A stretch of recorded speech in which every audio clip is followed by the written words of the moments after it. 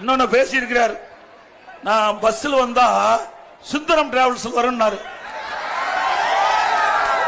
ஆமாப்பா, நான் விவசாயி, அப்படித்தான் வர முடியும். அப்பா மாதிரி என்ன கோடீஸ்வரன், நீ கோடீஸ்வரன் இருந்த.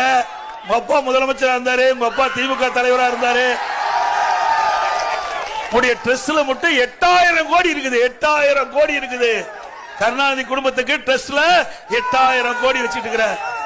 நீ பென்ஸ் பஸ்ல வரலாம், ஹெலிகாப்டர்ல வரலாம், தனி விமானத்துல கூட இப்ப போயிட்டு இருக்கிற. நான் அப்படித்தான் வர முடியும். என்னுடைய நிலைமை அப்படித்தான். நாட்டு நடப்பு பேசுனா, நாட்டு நடப்பு பேசுன்னு சொன்னா நான் வர்ற பஸ் பத்தி பேசிட்டு இருக்க.